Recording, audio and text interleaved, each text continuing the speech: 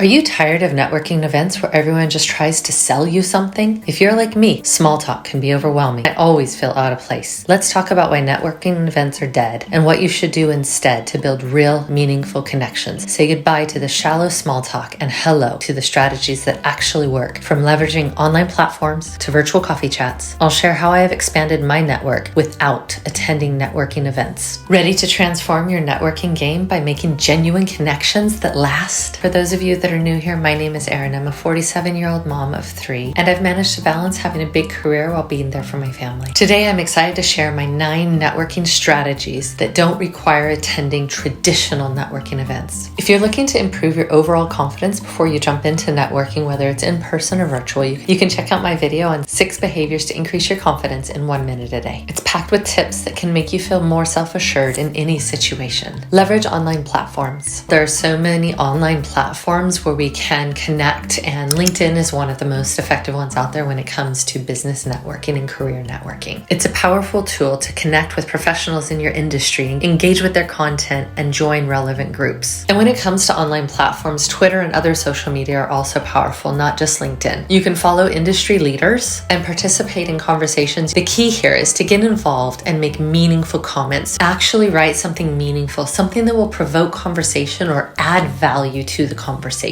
If you are really new in your career or in the industry, or you're wanting to learn more about the industry, say something thoughtful that shows you read the content that was put out there, and then ask a question. You'd be surprised how many people want to help by answering questions, but your question needs to be relevant and on topic. In addition to LinkedIn, Twitter, and other social media, leverage platforms that are specialized in what you're interested in. If you're not sure what they are, Google, ChatGPT, they're available to you. They're free. Go Google it, go look on ChatGPT and just say, hey, I'm in the such and such industry, and what are some online forums that are specifically about this? So I just did some videos on product management. Let's say you're thinking about getting into product management, or you're curious to learn more and you want to start lurking on some forums or get some insights. Product management forums, product management communities, product management online communities, your online professional presence. I cannot underscore this one enough. It is super important that in today's world you have a professional online presence. Here are my few top tips in terms of doing posts on LinkedIn. Regularly share insights, industry news, and professional experiences on LinkedIn. Show your work. Everything that you're seeing and learning and getting exposed to, share that with your growing network.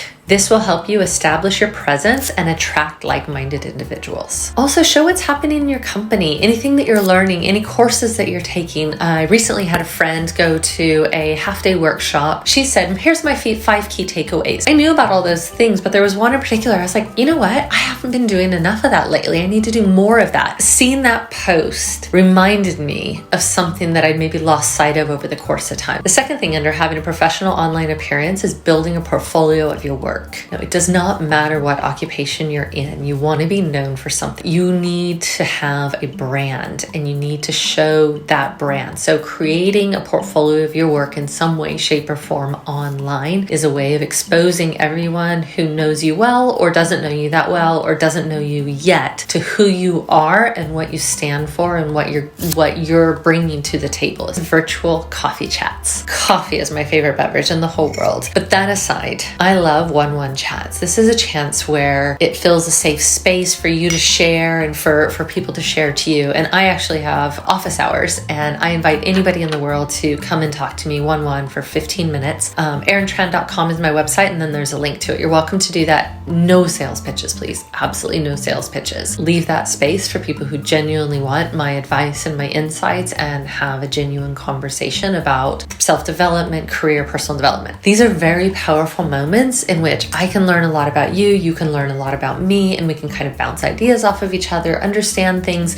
And so I would look for opportunities. I would make it a priority every single week to have a one-on-one with somebody that is in your industry, that's interesting, that you feel that you could learn from. You would be surprised how many people love to share advice, insights, things they've learned if you ask the questions, but you have to initiate that and you have to reach out in a genuine way. Join professional groups and associations. When it comes to industry associations, becoming a member of, say, a professional marketing association and participating in their online activities is a powerful way to get to know people in the industry that are not inside your company. This is where a lot of the knowledge share and new ideas and, hey, I'm thinking about this, or what do you guys think of this approach, without giving away confidential company information. You can bounce ideas off of people that are like-minded. And it's a great way to build connections that will serve you right now in the capacity of the work that you're doing right now and be a gateway to future opportunities. If you don't know what those are, that's totally fine. But remember, Google and ChatGPT are your great friends. The second category of professional associations and groups are special interest groups. Think about these as like just for fun. You like running or hiking, or you like reading or knitting. Pick your hobby. This one I am a huge advocate of, and that is mentorship programs. I mentor at the local university in their executive and residence program for business students. That's actually Cal State University Fullerton in California. So shout out to all of my Titans. You can find mentors through formal programs. You can also look for mentors within your industry. So any of those things that I've talked about up to this point, you can seek a mentor in any one of those. And I don't think you should ever have only one mentor. Different mentors serve different parts of who you are and who you're becoming and where you want to go. So you might have one mentor that really helps you with X, and you might seek out another mentor that really helps you with Y. Let's say you're in marketing and I'm your mentor. We aren't going to talk about marketing because that's not my specialty, but you should be finding somebody that is a marketing guru that's gone on the journey you've gone on to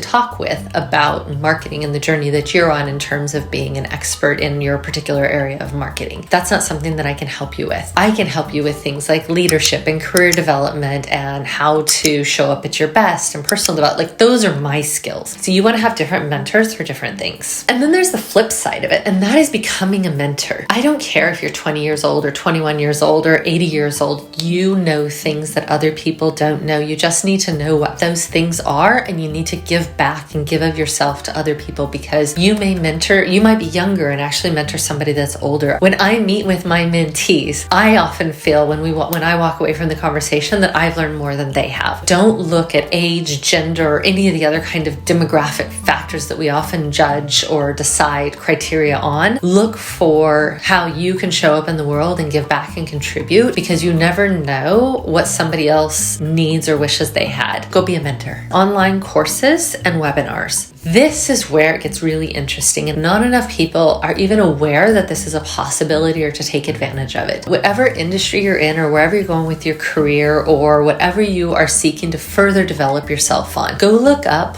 online webinars. Look up online courses. Invest in yourself. Those communities of people that you join that are also investing in themselves, that's the 1% that you're always wanting to meet and you're not sure where to find them. Set aside some money to go invest in yourself and to pay for, there's lots of free webinars, don't get me wrong. And if you can find some really high quality free webinars, absolutely great. But go pay some money and invest in an online course or an online webinar and go meet the other people that are just like you. That will open your world in ways that you don't even know is possible. Writing and collaborating on articles. Find somebody in your organization today that's a little bit senior to you, or maybe go reach out to your marketing department or whoever does your content writing that puts out posts for your company, and ask them, how might you contribute to it in your topic area? Go co-author some of those. You will brand yourself as more of an expert, and your invisibility in your own expertise will increase. Another approach to writing posts, articles, etc. is to write guest posts for other blogs or websites. I've recently done 2 videos with a friend of mine on product management. I interviewed her on this channel, and that allowed her to be seen as an expert, which she is an expert, but maybe she doesn't have as much visibility. So everybody now that's watching those videos can see her expertise shining through, and it increases her own credibility in the workplace. And in fact, when we posted about it on LinkedIn, there were an amazing number of senior product managers or people in the product management industry space that thumbs up that LinkedIn post. It creates a level of authenticity, of credibility, and it's a way for you to share what you already know to a wider audience. So reach out and don't be afraid to do those things. This isn't about you making money off of it. It is about you showing your expertise to the world. Volunteer for virtual events and non-networking events. For example, I volunteer for TEDx Huntington Beach. I did it last year and I'm doing it again this year. I meet so many people. I meet the speakers. I'm part of the event team and help put it together. I open up the event and do introductions. I even announce bathroom break. That's how cool I am. There's 100 audience members that all wanted to come and talk to the speakers and the event team after the event to say thank you for doing it. Ask what you do in your non-TEDx world.